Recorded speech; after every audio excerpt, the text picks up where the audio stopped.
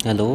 तो अब हम पढ़ेंगे धूलकण और जलवाष्प, क्योंकि हमने पढ़ा था कि वायुमंडल का जो निर्माण है या इसकी उत्पत्ति है वो गैसों धूलकण जलवाष्प से होती है। तो डस्ट पार्टिकल धूलकण, वाटर वेपर्स जलवाष्प। वायुमंडल में अत्यधिक मात्रा में जल मौजूद है।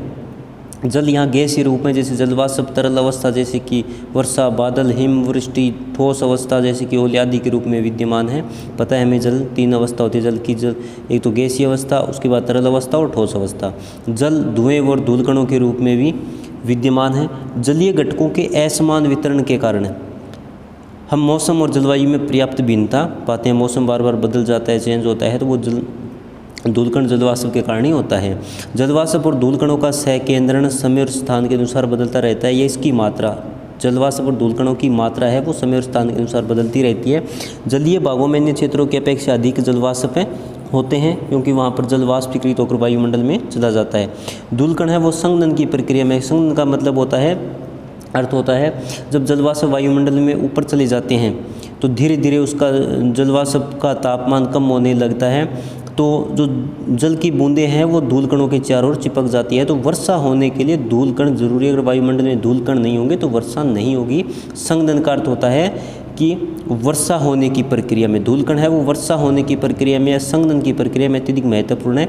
ये वर्षा की बूंदों के लिए जल केंद्रीय नाभिक के रूप में काम करते हैं। कौन करता है? धूलकण। धूलकण है वर्षा के लिए, वर्षा की बूंदों के लिए जल केंद्रीय, यानी कि जल है इसकी चारों ओर चिपक जाता है। ये वर्षा की बूंदों को केंद्र प्रदान करते हैं।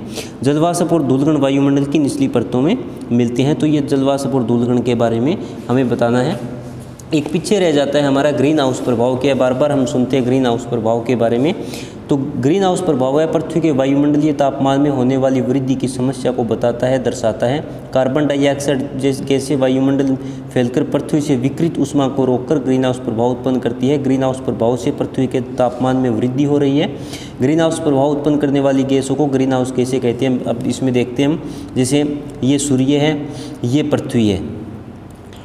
अब सूर्य से किरणें हैं पृथ्वी की तरफ आ रही है, पृथ्वी गर्म हो जाती है। उसके बाद में वापस जब ये किरणें वापस सूर्य की तरफ या वायुमंडल की तरफ जाती है तो यहाँ पर जो गैसें हैं, कार्बन डाइऑक्साइड जैसी गैसें, वो इन किरणों को रोक लेती हैं। सूर्य से जो किरणें आती हैं उनको कोई नहीं रोकता, लेकिन जैसे ही वापस जाती है कुछ किरणों को वापस रोक, जैसे कि ये किरणें वापस जा रही है, कुछ ऊपर चली गई, लेकिन कुछ देखो वापस मुड़ जाती है, पृथ्वी की तरफ आ जाती है। तो इसके कारण पृथ्वी का तापमान बढ़ रहा है। शीशे की दीवारों और छत वाला भवन जिसमें विभिन्न प्रकार के पौधे उगाई जाती है ग्रीन हाउस कहलाता है। जहाँ पर तापमान कम होता है वहाँ लोग सब्जी उगाने के लिए शीशे के मकान बनाते हैं, तो जो कि सूर्य की किरणों को तो अंदर तक आने देता है लेकिन वापस नहीं जाने देता, इसलिए वहाँ पर सब्जियाँ आदि उसमें उगाते हैं। औसत तापमान, उस कमरे के अंदर का जो औसत तापमान है बना रहता है।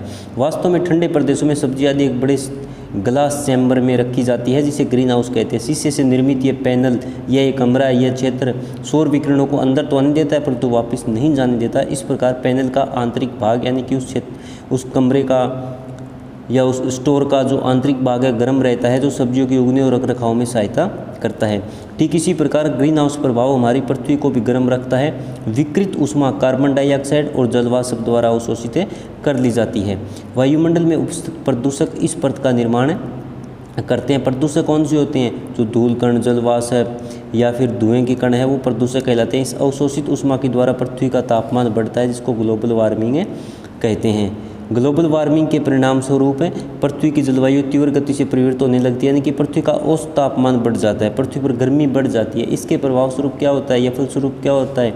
अनेक पादप, यानी कि छोटे जो पौधे होते हैं, और जीव प्रजातियां लुप्त हो जाती हैं। हिमालय और अंटार्कटिका क्षेत्रों के ग्लेशियर, यानी कि वहाँ की बर्फ़ पिघलने लगती है, जिसके परिणाम स्वरूप निकटवर्ती तटीय क्षेत्र जलमग्न हो जाएंगे। ऐसा माना जाता है पृथ्वी का लगातार तापमान बढ़ रहा है। अगर इसी प्रकार तापमान बढ़ता रहा तो हिमालय पर्वत पर जितनी बर्फ़ है या अंटार्कटिका जो महाद्वीप, उसकी बर्फ़ पिघल जाएगी। बर्फ़ पिघलने के बाद में क्या होगा? नदियों में बाढ़ आएगी, बाढ़ से लोग मरेंगे। एक बार तो पानी की पूर्ति अधिक हो जाएगी, वही पानी समुद्रों में जाएगा, समुद्र का जल स्तर ऊपर उठेगा और समुद्र के निकट जो लोग रहते हैं वो डूब जाएंगे। और कुछ समय के बाद में जो हिमालय से नदियाँ निकलती है वो सूख जाएगी, क्योंकि वहाँ पर पानी नहीं रहेगा।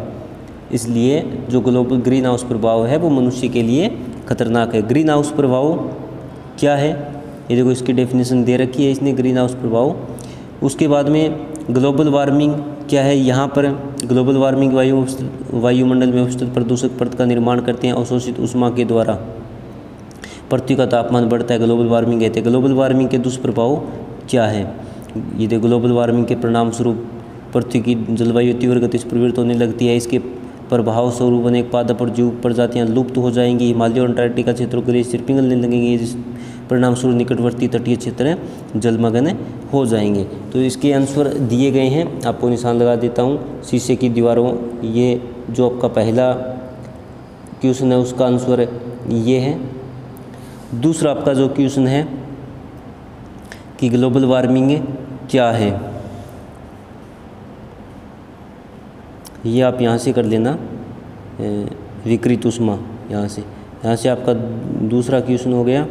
और ग्लोबल वार्मिंग कहते हैं, उसके दुष्प्रभाव पूछे हैं तो यहीं से इसके दुष्प्रभाव शुरू होते हैं तीसरे के। इसको आप पॉइंटों में लिखो तो यहाँ तक पहला पॉइंट हो जाएगा, यहाँ से दूसरा पॉइंट शुरू करोगे तो यहाँ तक दूसरा पॉइंट ख़त्म हो जाएगा, यहाँ से तीसरा पॉइंट शुरू करोगे तो यहाँ पर तीसरा पॉइंट ख़त्म हो जाएगा। तीसरे क्वेश्चन को आप पॉइंट में भी लिख सकते हैं।